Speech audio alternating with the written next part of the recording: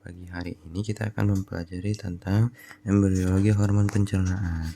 Ini kalau dibaca nih cuma segini doang ya. Pada waktu perkembangan embrio, beberapa kelenjar yang menghasilkan hormon yang dibutuhkan dalam proses metabolisme pencernaan sudah mulai terbentuk dari berbagai sumber lapisan germinal.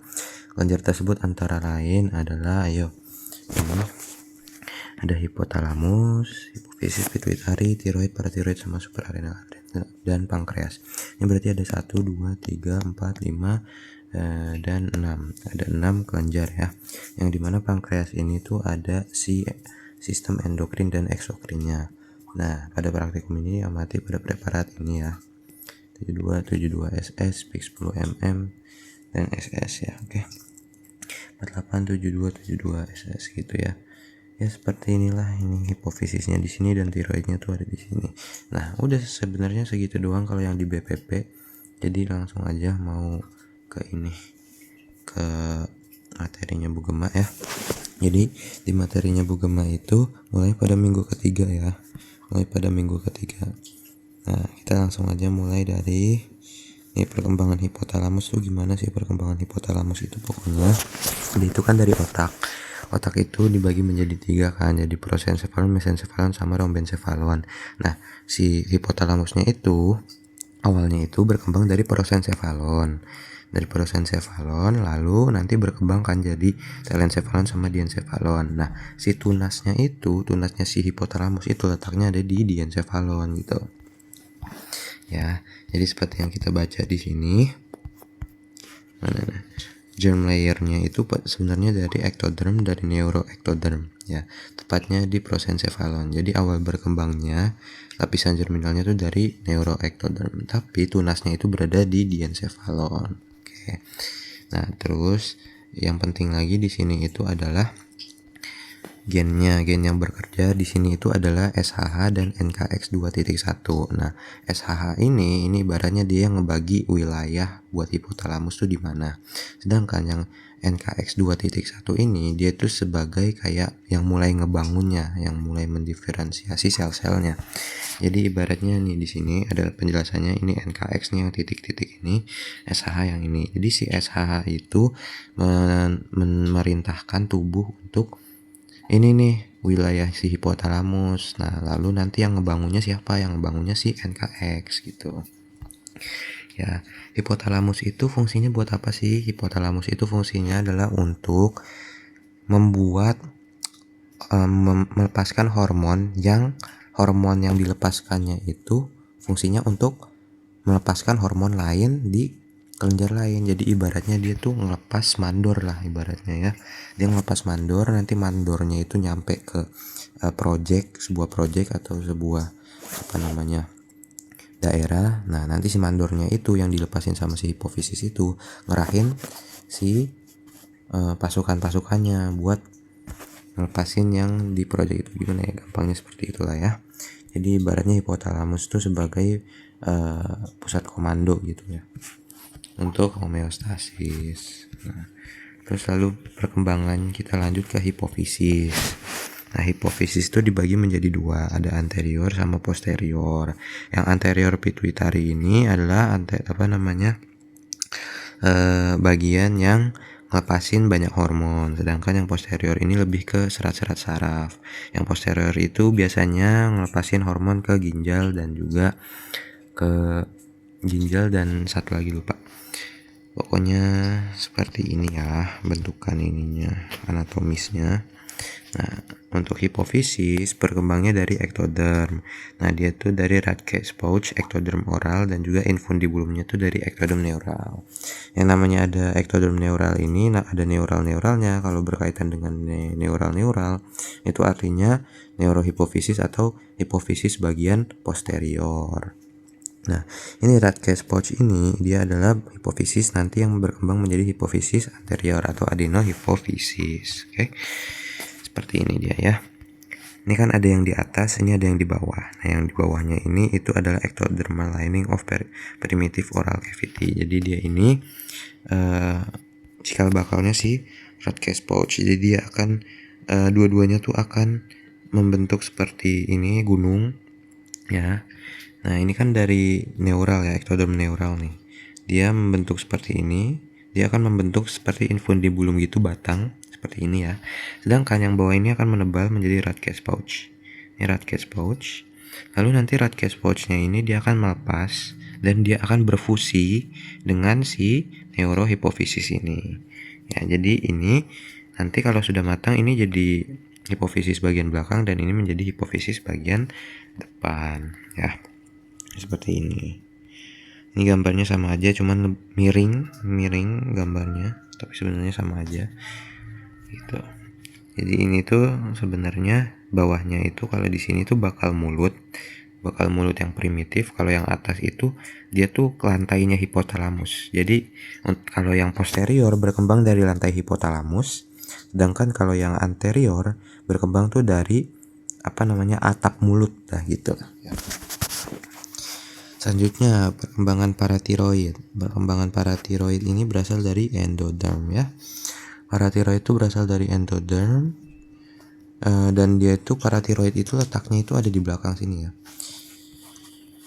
Paratiroid itu tunasnya tuh ada di kantung faring ketiga dan kantung faring keempat. Ingat kalau kantung faring ketiga tuh letaknya posisinya di atas kantung faring keempat, tetapi kantung faring ketiga ini ngeluarin paratiroid yang inferior, sedangkan yang di bawahnya ini kantung faring keempat dia ngeluarin justru yang superior. Jadi kebalik ya, justru yang lebih di atas itu ngeluarin buat yang di bawah tuh ngeluarin buat yang di atas. Seperti ini gambarannya ya. Nih, superior paratiroid gland from fourth pouch ya. Jadi ini nanti dia nempel ke sini bersamaan dengan ultimobranchial body. Jadi ultimobranchial body ini nanti dia akan di tempat yang sama dengan superior paratiroid gland dan dia akan berkembang menjadi menjadi sel C atau sel kalsitonin. Dia itu yang berfungsi untuk menurunkan kadar kalsium di dalam darah ya. Ingat yang di IMS ya. Nah, ini inferior paratiroid gland. Inferior paratiroid gland ini berasal dari third pouch. Third pouch itu yang ini kan 1, 2, 3, 4 nih ya. Nih, ada tulisannya nih. Ini fourth pouch, ini third pouch nih ya. Dari sini kan. Nah, dia akan turun ke sini dan juga selain si inferior paratiroid, third pouch itu juga mengeluarkan yang namanya thymus. Yang nanti dia tuh letaknya ada di bawahnya tiroid, kelenjar tiroid seperti itu. Oke. Perkembangan pankreas. Nah, pankreas ini seperti yang kita ingat ya. Pokoknya yang di ini tuh udah di dalam-dalam ya. Germ layernya tuh endoderm. Nah, terus tunasnya itu ada 2. Diverticulum pankreas dorsal dan juga ventral. Yang ventral itu yang ada di sini, yang dorsal tuh yang ada di sini. Yang mana dalam perkembangannya nanti yang ventral itu bakal muter sampai ke sini. Dan dia bakal berkembang menjadi kaput dan kolumnya pankreas, sedangkan yang dorsal itu bakal berkembang menjadi korpus dan tailnya pankreas gitu ya. Kita lihat ya, ini dia minggu-minggunya nanti aja. Ini ventral pankreas, dia bakal muter ke sini. Dia muter ke sini dan dia itu menjadi kepala ya. Kalian lihat di sini. Di sini tuh ada gallbladder juga atau kantung empedu. Nah, ini ventral pankreas. Nah, ini terbentuknya bile duct dan cystic duct. Pada saat terbentuknya bile duct dan cystic duct, dia tuh berputar dan juga nanti bile duct-nya ini akan menyatu sama yang namanya ductus pancreatis. Nih, ini bergabung ya. Nah, ductus pancreatis nih dari sini. Set. Nah, mereka akan bergabung dan ini artinya kalau mereka bergabung, tempat bergabungnya itu ada di papilla vateri atau papilla duodeni mayor. Papilla duodeni mayor itu letaknya ada di duodenum dan ini papilla duodeni minor letaknya itu ada di duodenum juga, tapi ini adalah tempat untuk masuknya si ductus pancreatis yang aksesoris, bukan yang utama. Yang utama dia bakal bergabung dengan bile duct. Ingat ya yang di anatomi ya. Nah, gitu. Oke, sudah 9 menit. Perkembangan tiroid. Selanjutnya perkembangan tiroid. Tiroid itu berkembang seperti apa? Perkembangan tiroid itu dia dari endoderm juga dan dia tuh tunasnya namanya tunas tiroid. Oke. Dia letaknya seperti apa? Gimana perkembangannya? Nah, dia itu letaknya ada di belakang lidah. Jadi ada di belakang lidah. Ini kan ada tulisannya tiroid diverticulum atau tunasnya tiroid di belakang lidah. Lalu dia akan memanjang dan membentuk tiroid. Udah, intinya kayak dia bakal bikin pipa dan juga akan membentuk yang namanya tiroid. Sehingga logikanya apa? Dengan membentuk pipa ini itu fungsinya untuk menurunkan si letak tiroidnya agar bisa tepat di depan si trakea, ya. Sehingga nanti kalau sudah matang ini pipanya itu menghilang. Nama pipanya apa? Thyroglossal duct, ya, foramen censum. Jadi lebih detailnya seperti ini. Jadi di pangkal lidah, pangkal atau di belakang lidah itu nanti sel-selnya itu bakal menebal. Ada nih endodermal thickening.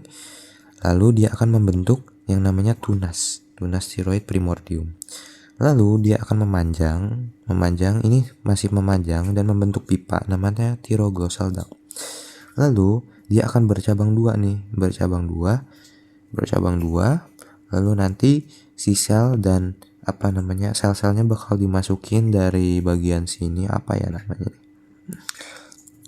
berasal dari mana ini ya, pokoknya nanti dia akan bercabang dua dulu dan membentuk seperti ini. Ini ada lobus dextra, lobus sinistra, dan juga ini tengahnya itu adalah isthmus, ya. Nah, pada saat sudah terbentuk seperti kupu-kupu ini, pipa tadi hilang dan terbentuklah kelenjar tiroid. Sudah seperti itu. Selanjutnya perkembangan adrenal. Adrenal ini ya, dia ada korteks, bagian korteks, dan medula. Medula tuh namanya median di tengah. Dan dia itu berasal dari ectoderm. Dan juga korteks itu berasal dari mesoderm. Seperti yang kita tahu, korteks itu terbagi menjadi 3 bagian nanti ya di histologi ya. Ada glomerulus, terus fascicularis, dan reticularis. Nah, mesenchyme, primordiumnya namanya mesenchyme metanephros di korteks dan sel kristaneural untuk di medula. Neural crest berarti ya di medula tuh. Neural crest kalian ingat kan yang ada bulatan di sini neural tube, terus di sininya nggak nyambung kemana-mana, neural crest. Dia bakal berkembang menjadi medulanya si adrenal. Ya, letaknya segitiga di atas ginjal seperti ini. Kalian lihat di sini. Ini tuh awalnya kayak bentuk lonjong seperti ini. Lalu ada adrenal primordium dan gonadal primordium.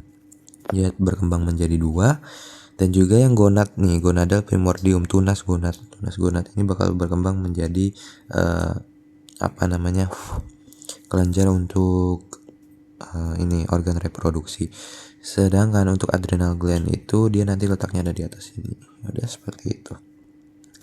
Ya. Intinya seperti itu.